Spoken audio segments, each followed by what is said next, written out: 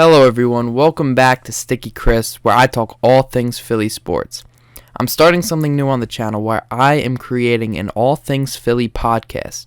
I've been meaning to start this for a while, but I just never got to it, but now it's finally the time. This gives me a chance to talk much more about the Phillies, Eagles, Sixers, and Flyers, and I want to give out more content more frequently, but it's just been so hard to get constant videos out, so I'm going to start a podcast so I don't have to do so much editing, and it just be more enjoyable for me to make. So our first podcast, episode number 1, is going to be about the top Philly sports moments of 2022. Now, this is in a particular order. It's in the order of when these events came to be. So I'm just starting from January and going all the way down to December. So the first thing I want to talk about is when the Eagles surprised everyone by making the playoffs last year.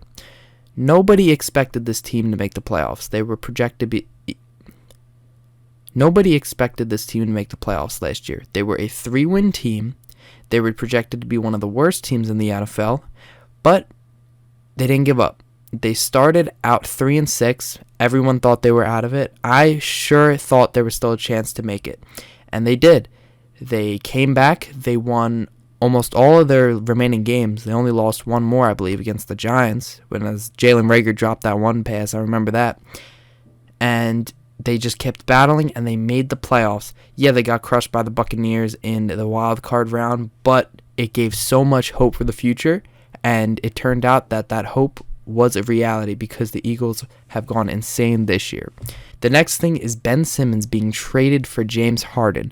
Now, I was following this. I even made a video back in February, I believe this happened, at the trade deadline, the NBA trade deadline, of James Harden being traded. I made about 2 videos on this. One about trade destinations for Ben Simmons, and then another predicting James Harden coming to the Sixers. I loved this move. Yeah, the Sixers did give up a little bit too much, but we got a great player in James Harden, and I believe, who else do we get? We got one more person from it. Paul Millsap, that's who we got. Paul Millsap was absolute trash, but we got James Harden, and I was so happy about that. We didn't need Seth Curry. I mean, I love Seth Curry, but we didn't need him that much. Ben Simmons was a bum who wouldn't play for us, and we got James Harden, who improved our team. Yeah, we did not do great later on in the year, losing in the Eastern Conference Finals, or not the Eastern Conference Finals, the Eastern Semifinals again for the 4th time in 5th year. But I believe that this year we can finally get over that hump and maybe make it past the Eastern Semifinals. Now in March, Claude Giroux played his 1,000th and final game as a Flyer. This hit me hard because Claude Giroux is my favorite all-time Flyers player. He's the one I grew up watching, and he's the one I would always hear about. Our captain. He was our captain, and I loved watching this guy play. He was insane. And then he was getting old, and even though he was still playing at a good level, he was an all-star that year.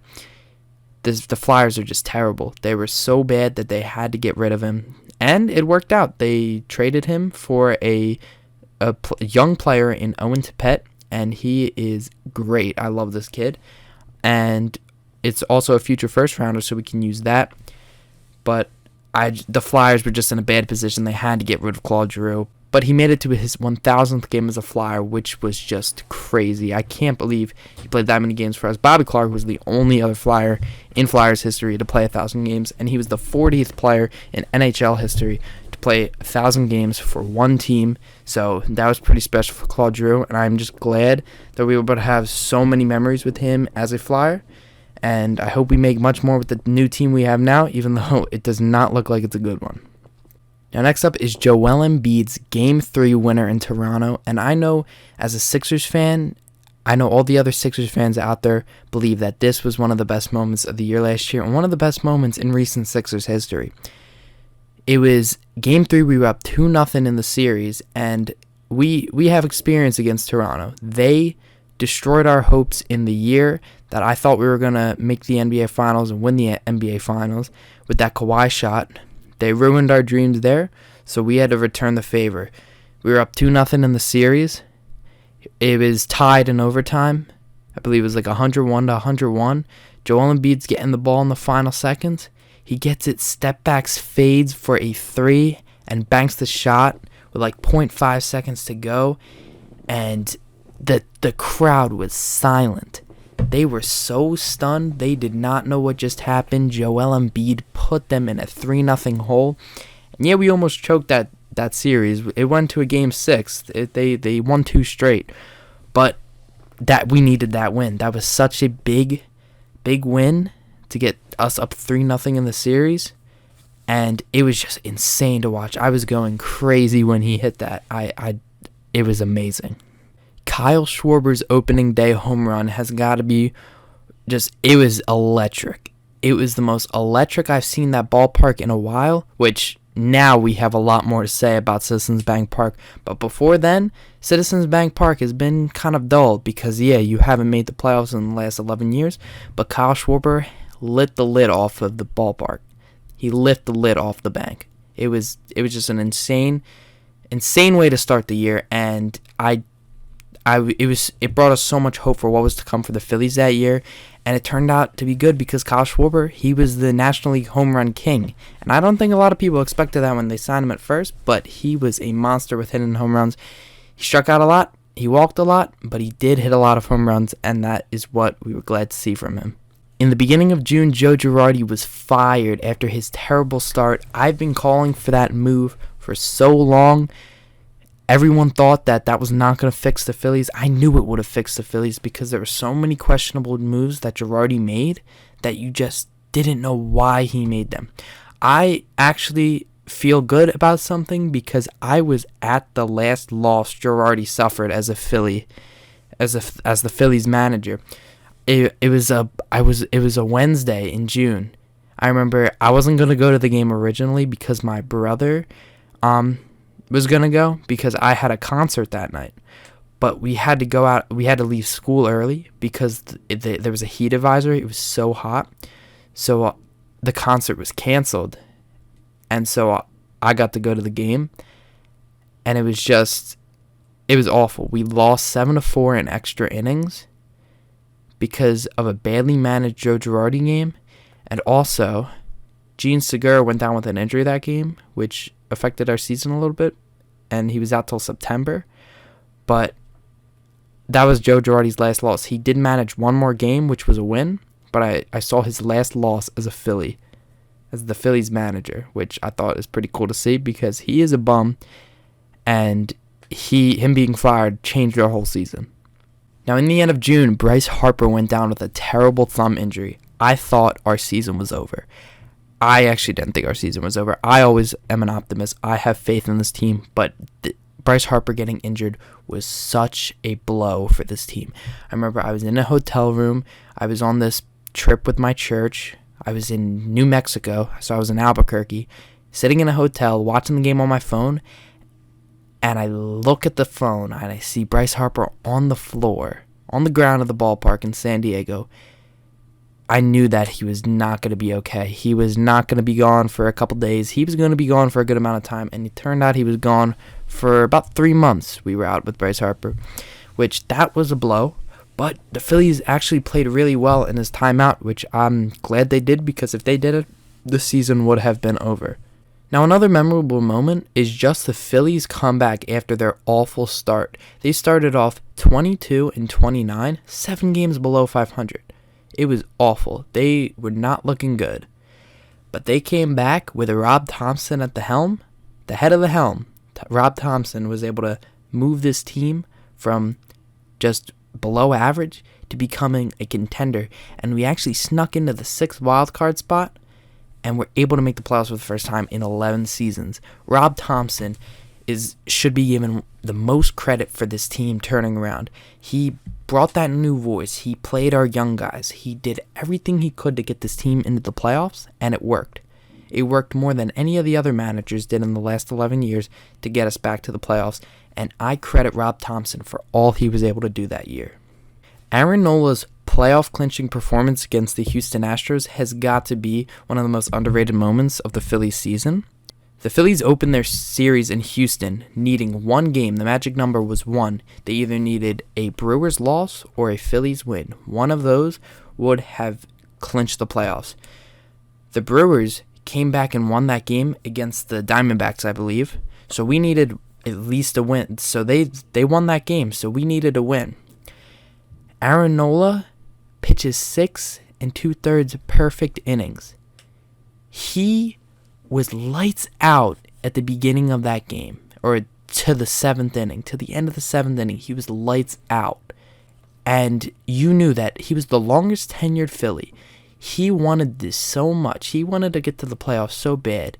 He was through all the bad years, and he could finally finish it and get us back to the promised land. And he did.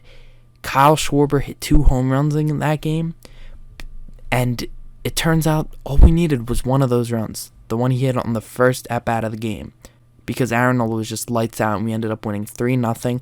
I know I was so happy. I've been following this team for so long, and finally seeing us back in the playoffs was just amazing. I love to see it. The next memorable moment has got to be 9th inning of Game 1 in the National League Wildcard Series. So, because we got the 6th wildcard spot, we had to play the 3rd-seeded Cardinals, who were a division winner. They were really good. They won over 90 games that year.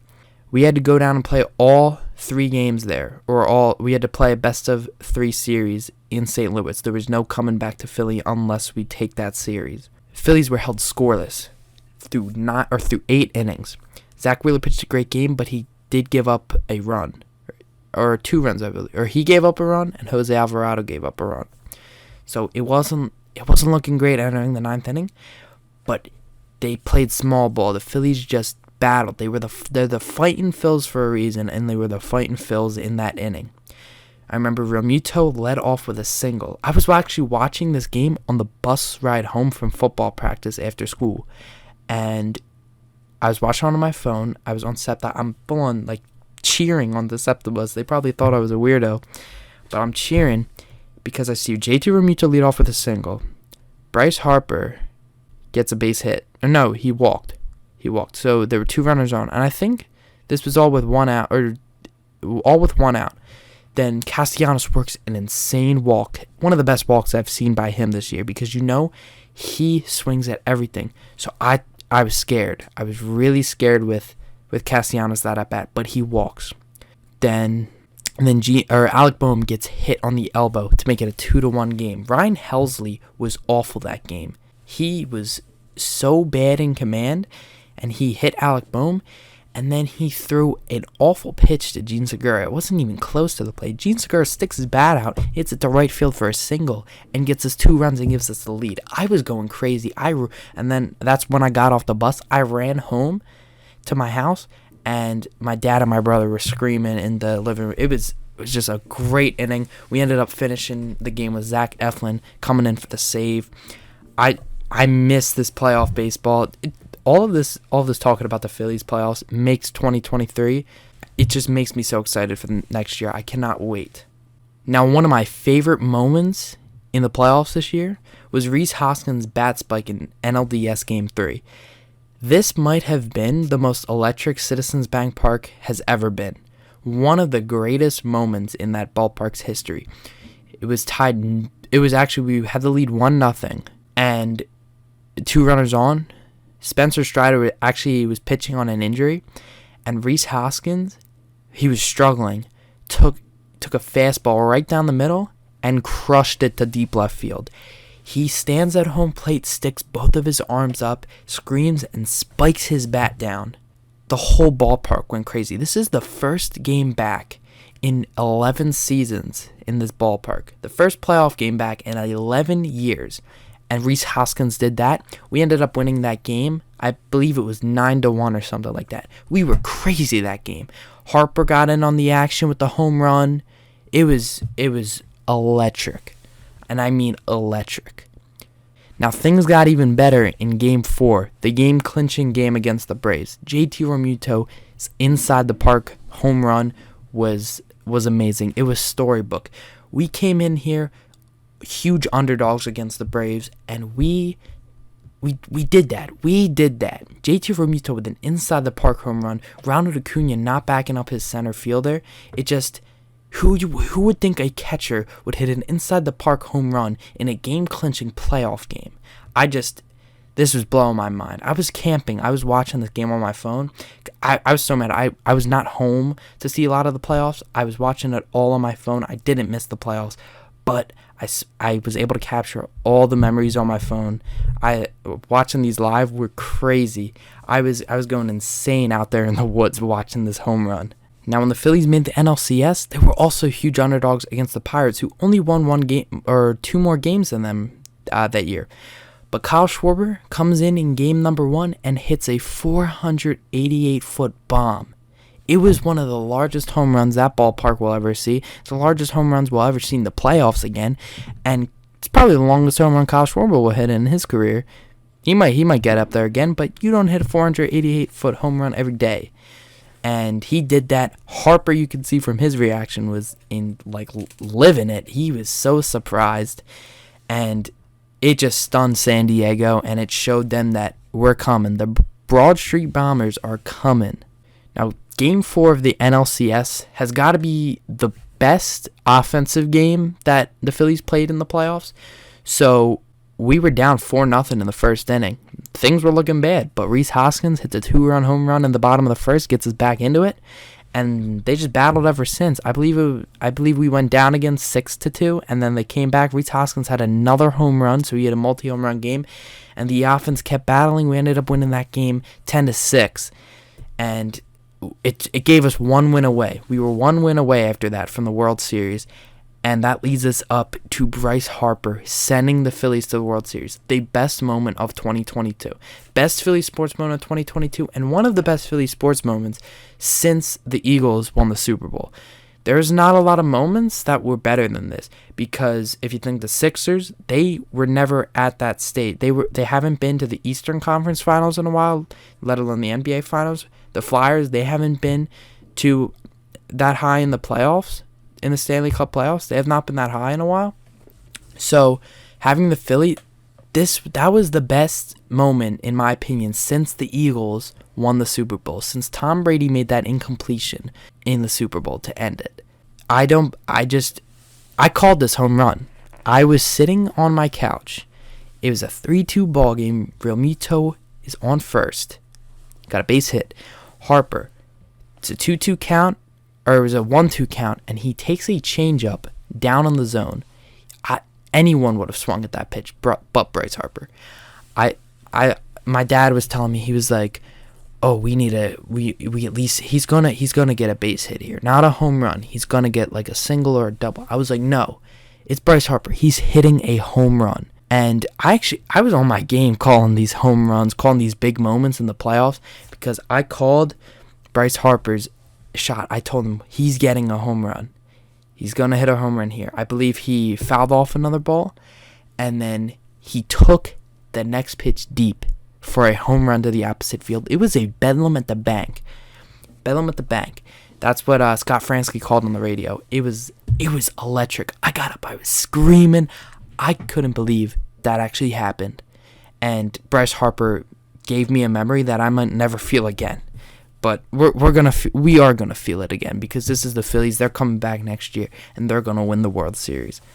Now, the next memory, the next best moment was World Series Game 1. We were down 5-0. Let's just put it like that. We were down 5-0. We came back. Tied for the biggest comeback in a World Series game in World Series history. Now, it was what you wrote up. We fought. We battled. We came back. Our bullpen did its job. The bullpen was actually pretty clutch in the playoffs. They did their job, and then JT Realmuto in extra innings hits a go-ahead home run. I called this home run too. I was at my friend's house, and we were just talking, and I said, I feel it. I feel something coming here. JT Realmuto is going to do something big, and he hits a bomb to right field over Kyle Tucker's glove. I couldn't believe it. I couldn't believe it. I was so happy. I was up. I was screaming. I was like, "Let's go!" It was incredible. The atmosphere was insane, and I couldn't believe we. And then the bottom half of the inning was also insane, because Aledmys Diaz trying to lean into a pitch. I couldn't believe that. I believe I did a video a couple months ago on that, the couple days after it happened, because I could not believe that whole inning. We almost blew it. They had bases loaded, I believe, but yeah, we won Game 1, and it was great. Now this has got to be one of the most amazing moments. Not that it did anything. Not that it was monumental because we did end up losing the series, but when the Phillies took advantage of Lance McCullers tipping his pitches in Game 3 of the World Series, that was just amazing. Because Lance McCullers, I just don't like him. He's a cocky player. He thinks he's all that, but he sucked on the World Series. He tipped his pitches, and the Phillies teed off on him. Bryce Harper led off with a home run in the first inning. Alec Boehm got in on the action. Rhys Hoskins got in on the action. Kyle Schwarber got in on the action. Everyone was hitting home runs because he was tipping his pitches. And it gave us a 2-1 lead in the series. I was feeling great. I thought that was the series. I thought we were going to win after that. I thought we were going to crush them in Citizens Bank Park. But as we know, the Phillies lost 3 straight to end that World Series, and we lost in Game 6. But honestly, as a diehard Phillies fan, there's nothing we can hang our heads about because that was just an incredible run. I couldn't believe we went that far, and it just came up short. And we have all the things to look forward to in 2023. We are running it back with almost the same team. We just improved. Gene Segura's gone, but we got Trey Turner. And the bullpen is getting better. The rotation's getting better. And I'm confident in 2023. But let's get to the next best Philly sports moment of 2022. It's Jalen Hurts running into the end zone, beating the Colts defense to win the game 17-16. I love this. Jalen Hurts took control of the offense. He took control. He ran it in himself on a 4th down to win us the game. Nick Sirianni went crazy. We just lost the game against the Commanders, but came back and we won this game to give us a 9-1 record on the year. I love Jalen Hurts. He is going to be a star in Philadelphia.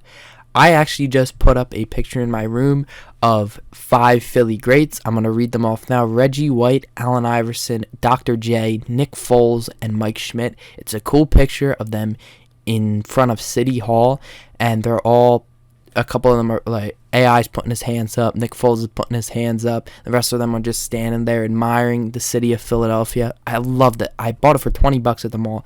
I love this picture, and I hope that I'm going to get another picture one day with Jalen Hurts, Tyrese Maxey, Bryce Harper, and I was about to say Claude Drew, Carter Hart. I hope I get another one of our new Philly greats. But Jalen Hurts is going to be a legend in Philadelphia. He is making a name for himself. He is a stud, and I love this kid. He is crazy good. Now, one of the underrated moments of this year was when the loaded Nets team lost to a depleted Sixers team in Ben Simmons' return. So the Sixers beat the Nets, who were fully loaded. They had everyone. They had Kevin Durant, they had Ben Simmons, they had Kyrie Irving, and the Sixers were without Tyrese Maxey, Joel Embiid, and James Harden. George Niang stepped up in that game. D'Anthony Melton stepped up in that game. All our role players stepped up in that game. Tobias Harris stepped up in that game. Everyone was stepping up. Without our stars, people counted us out, and that's were big favorites. But the Sixers destroyed them, and this was in Ben Simmons' return game. Well, he already had a return, but this was the first game he returned and played against us in. And we shut him down. He only had like 10 points or something. Like, he wasn't that good in that game. He wasn't that good, but we shut them down. We shut up Ben Simmons, who's a bum, and I just thought that was a cool moment. Now, the last moment I want to talk about to round out our top Philly sports moments of 2022 is the Sixers going on an 8-game win streak in the month of December. It all started with a very, very close game in Philadelphia against the Lakers. We were up by like 8 with like 30 seconds to go, and we blew the game. It goes to overtime. I believe it went to double overtime, and we ended up winning. It was just a whole mess.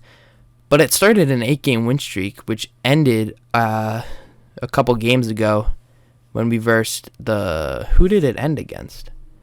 I don't remember who it ended against, but we lost, but it was a good win streak.